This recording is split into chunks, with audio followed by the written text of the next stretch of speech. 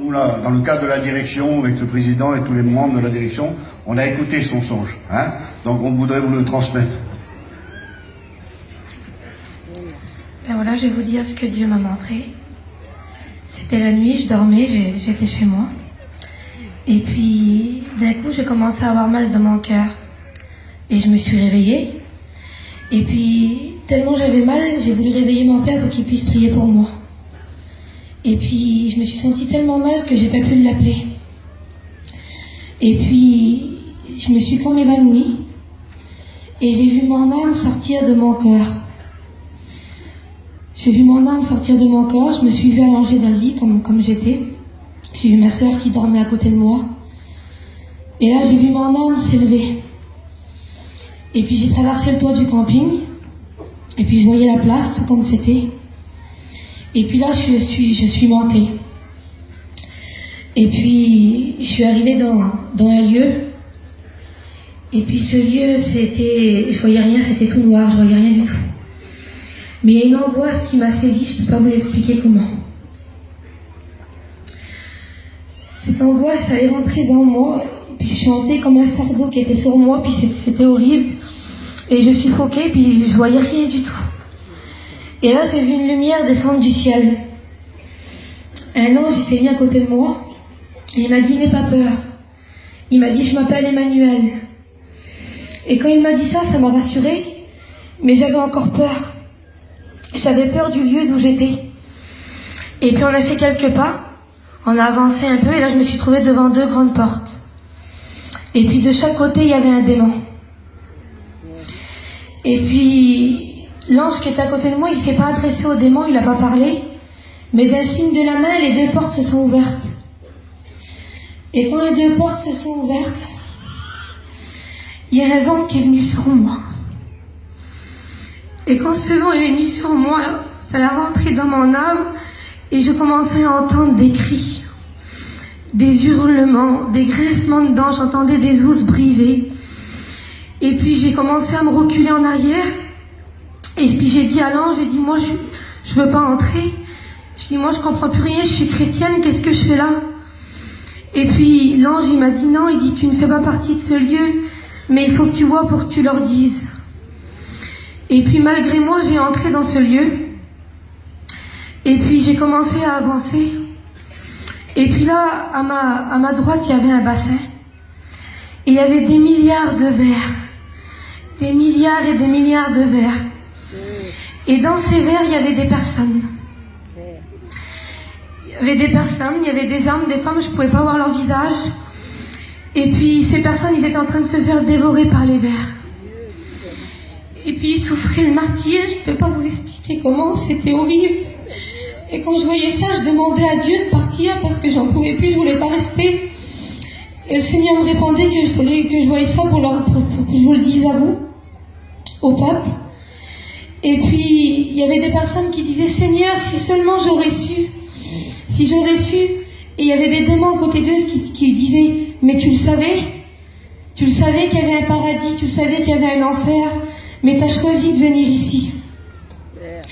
Et j'ai continué à avancer. Il y avait plusieurs compartiments. Il y avait pour ceux qui aiment l'alcool. Il y avait pour ceux qui disent des mensonges. Il y avait les drogués. Il y avait vraiment beaucoup de compartiments. C'est très trop long à expliquer. Et ces personnes, ils avaient tous des châtiments. Et Seigneur, c'était vraiment horrible. Et puis le Seigneur me répétait à chaque fois, il faut que tu vois ça pour que tu leur dises. Et puis j'ai continué à avancer. Et à un certain moment, tellement que je voyais de l'horreur, j'ai demandé au Seigneur de partir. J'ai dit, Seigneur, je sens que je vais mourir. Je sens que je vais m'arrêter ici. Et le Seigneur, il me disait non. Il dit, c'est moi qui tiens ma vie entre tes mains. Il dit, et si je te montre ça, c'est parce que tu es assez forte et c'est pour que tu leur dises. Et puis, plus je marchais, plus il y avait des choses, et puis plus de choses. Et à un certain moment, j'ai demandé à Dieu de partir. Et le Seigneur, il m'a dit, on va partir, on va quitter ce lieu. Mais si je te montrais ça, encore une fois, il me le répétait, c'est pour que tu leur dises. Et puis là, je me suis élevée.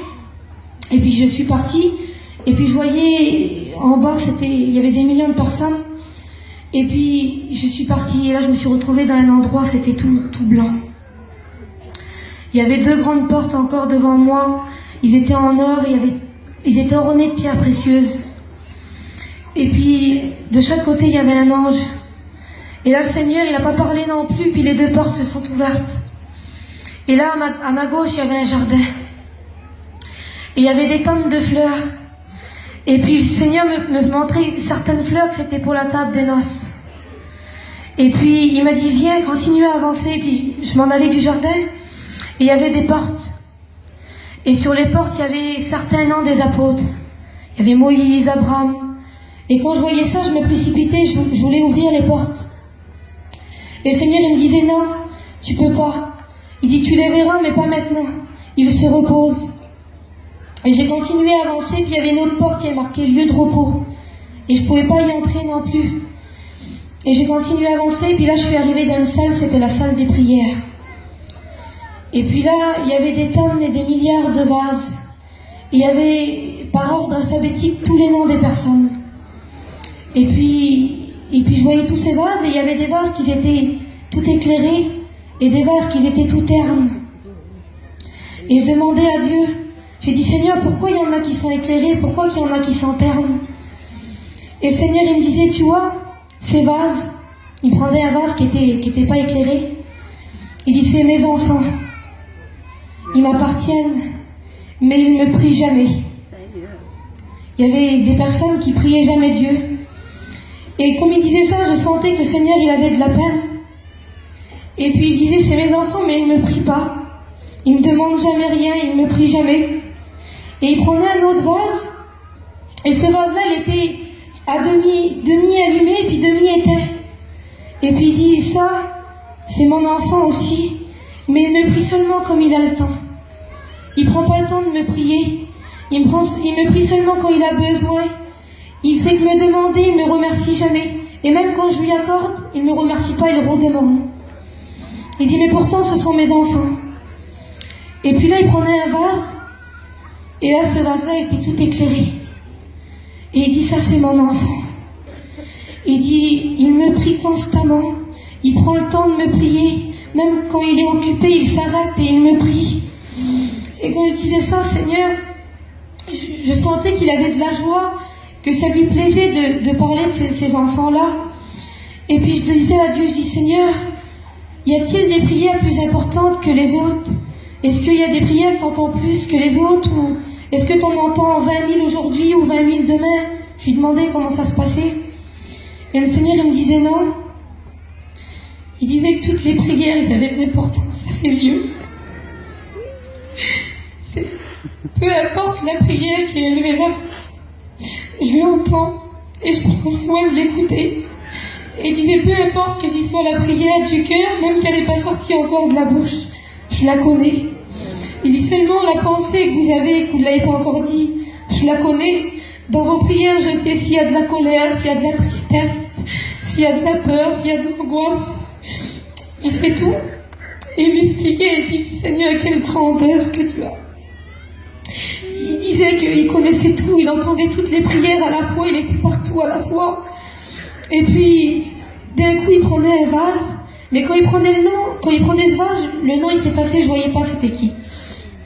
Et il prenait ce vase, et il était tout éclairé.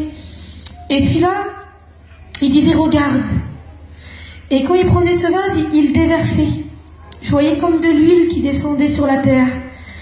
Et là, il y avait toute cette huile à rentrer dans un foyer. Je ne le voyais pas non plus, je sais que c'est un foyer.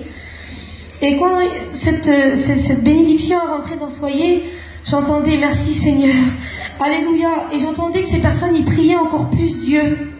Et ils disaient, il était temps que la bénédiction arrive pour ces personnes. Il disait que les prières qu'on lui adresse, il les renversait à un certain moment à lui en bénédiction pour nous.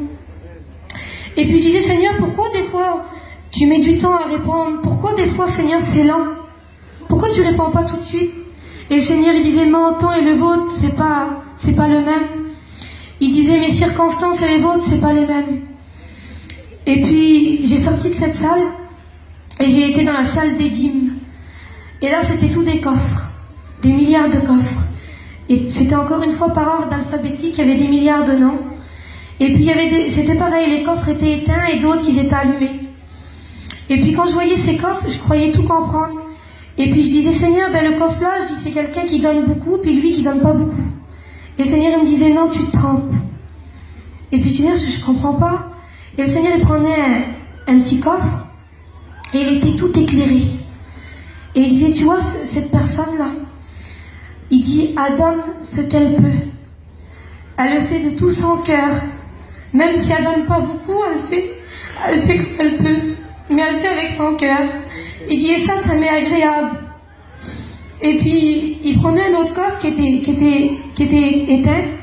Et il disait, cette personne-là, elle donne beaucoup. Il disait pas que c'était mal, mais il disait qu'elle faisait pas de son cœur, qu'elle faisait pour se montrer. Et c'était pas agréable. À Dieu, il préférait quelqu'un qui donnait peu, mais avec son cœur. Et puis, j'ai sorti de cette salle, et j'ai arrivé dans la salle des victoires. Et puis là, c'était pareil, c'était comme des vaches, je pouvais voir en travers. Et puis, je voyais pas les personnes, mais je voyais des baptêmes, je voyais des mains qui se levaient. Et puis, je demandais à Dieu, je dis, Seigneur, c'est quoi ça? Et le Seigneur, il me disait ça, c'est toutes les victoires que vous remportez avec moi. Il dit, c'est noté ici. Et puis, la salle, elle n'avait pas de fin. Et puis, je dis, Seigneur, je dis, elle n'a pas de fin, cette salle. Il dit, mais avec moi, les victoires n'ont jamais de fin. Et puis, quand il disait ça, je comprenais vraiment la grandeur de Dieu. Et puis dans un des vases, je me voyais à moi. Et je dis, Seigneur, je suis là, moi, pourquoi je suis là, c'est quoi? Et le Seigneur, il me disait le jour, la date, le lieu, l'endroit, il me disait tout. Il dit, tu te rappelles quand tu avais de la haine et que je t'en ai délivré? C'était une victoire. Il dit, c'est noté ici. Et puis, j'ai dit, Seigneur, pourtant c'était mon âme qui était là-bas, mais ça me bénissait. Et puis quand j'ai sorti de ce lieu, j'ai vu un ange qui était de dos. Et devant lui, il avait un livre. Et devant lui, il y avait des anges qui faisaient aller-retour de la terre au ciel. Et puis j'ai demandé à Dieu, j'ai dit, Seigneur, il fait quoi lui? C'est quoi son travail? Et il dit, tu vois, il dit, les anges qui viennent devant lui, il dit, ils viennent dire ce que vous faites. Toutes les bonnes œuvres que vous faites, ils sont notés. Et c'est compté pour mettre les perles sur vos couronnes. Tout était noté. Et puis les anges, ils venaient, ils disaient à l'ange, il notait, selon nos œuvres, ils mettaient pour mettre les perles sur nos couronnes. Et puis là, j'ai entré dans la salle, et là, c'était tous les couronnes. Il y avait des milliards de couronnes. Il y en avait qui étaient ornées de diamants, puis il y en avait qui étaient toutes simples. Et puis, je voyais un ange qui les faisait. Et le Seigneur, il me disait, tu vois, il dit, bientôt, je vais revenir. Il fait toutes les couronnes, là, ils sont presque tous finis. Il n'y aura pas une couronne en plus, il n'y aura pas une couronne en moins. Il fait bientôt, je reviens. Et j'ai sorti de cette salle encore, et j'ai entré encore dans une autre salle. Et là, c'était tous les vêtements blancs. Et j'en voyais, il y avait un ange qui était en train d'en faire. Et là, le Seigneur, il me disait, là, c'est la même chose. Il dit, il n'y aura pas une robe en moins, il n'y aura pas une en plus, tout est compté. Il dit, bientôt, je vais revenir. Et puis, j'ai encore sorti de cette salle, et là, c'était la salle où il y avait les ceintures. Et il y avait encore des pentes de ceintures. Et puis, il me disait encore la même chose, bientôt, je vais revenir. Il n'y en a pas une en moins, pas une en plus. Tout est compté. Et j'ai sorti de ce lieu, et je me suis mis... Et puis, j'ai commencé à avancer, puis j'entendais des bruits de chevaux. Et puis, j'ai dit, Seigneur, c'est quoi ça? Et il me disait que c'était les cavaliers de l'Apocalypse, qu'ils étaient prêts. Et je voyais, et comme il m'a dit ça, Seigneur, je voyais comme un trou dans les nuages. Et il y avait tous des anges autour. Et ils avaient toutes les trompettes sur leur bouche. Et il me disait un seul mot de moi, et c'est fini. Il dit un seul mot de moi, et je reviens. Il dit, je vais revenir, je reviens. Et quand il disait ça, je voyais la table. La table, elle était préparée. Je voyais des anges qui préparaient. Et il y avait des couverts, vous savez, un plat, un couteau, une fourchette. Il y en avait, ça faisait longtemps qu'ils étaient là, et les anges mettaient juste de l'ordre. Et il y en avait qui avaient des couverts qui se rajoutaient. Et j'ai demandé à Dieu pourquoi. Et le Seigneur, il me disait que il y a des personnes qui allaient entendre que leur place allait être préparée. Et puis que le Seigneur qui revient, leur place elle est déjà préparée. Et il y en avait qui se rajoutaient. C'était ceux qui acceptaient Dieu, qui se baptisaient, ben leur place elle était préparée, les anges ils mettaient leur couvert. Et puis vraiment, quand il disait ça, je comprenais la grandeur de Dieu. Et puis il disait que, et puis il me disait ça, puis à un certain moment il m'a montré au milieu du ciel, il m'a montré la terre, Et il disait, regarde. Et quand j'ai regardé, moi je voyais comme des petites fourmis, je voyais pas bien. Et la terre s'est approchée de moi. Elle s'est rapprochée. Et là je voyais comme des personnes, je pouvais pas voir leur visage. Et le Seigneur il disait, regarde. Et il disait, s'agit-il ainsi pour moi? S'agit-il ainsi pour mon retour? Je voyais des personnes qui étaient préoccupées, ils étaient agités. Et puis le Seigneur il me disait non. Il dit, il se préoccupe comme ça pour le monde, pour leurs affaires. Il dit, ils pensent pas à mon retour. Ces gens ils étaient préoccupés, pas pour le retour de Dieu, mais pour leurs affaires matérielles. Et puis il disait que la paresse s'était emparée d'eux. Il dit, regarde, c'est mes enfants, puis la paresse s'est emparée d'eux. Il dit, même dans les réunions, je voyais des salles, je voyais pas les personnes, je voyais pas le serviteur, mais je voyais que le serviteur, il disait Amen, et que sur 1000 personnes, je voyais 30 personnes qui disaient Amen. Et il disait, regarde, la paresse s'est emparée de mes enfants.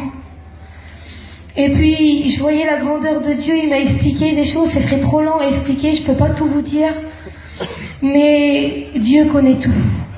Je vous certifie que la moindre chose, même à l'instant que je vous parle, je sais qu'il est en train d'enregistrer, qu'il est en train de regarder dans vos cœurs.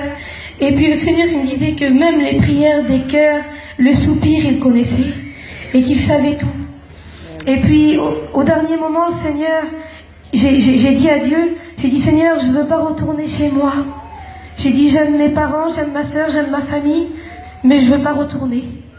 J'ai dit, garde-moi ici, donne-moi le plus petit des travails qu'il y a, et je reste ici. Et le Seigneur, il m'a dit non. Il m'a dit, si je t'ai montré ça, c'est pour que tu leur dises. Et puis j'ai dit, d'accord Seigneur, alors je leur dirai. Et là, le Seigneur, c'est comme si il m'a poussé avec ses mains. Et j'ai tombé en bas du ciel.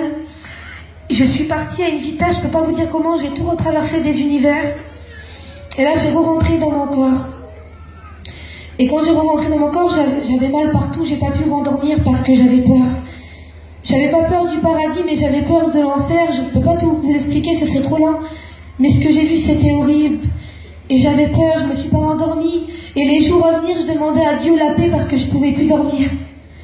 Et j'ai mis du temps à expliquer à mes parents, à chaque fois que je disais, mon père, ma mère, faut que je vous explique ce que Dieu m'a montré. Je pleurais du matin au soir et je pouvais pas expliquer. Et là, je crois que c'était le temps de Dieu pour que je le dise. Et puis je remercie le Seigneur que les frères m'ont permis de le dire ce matin.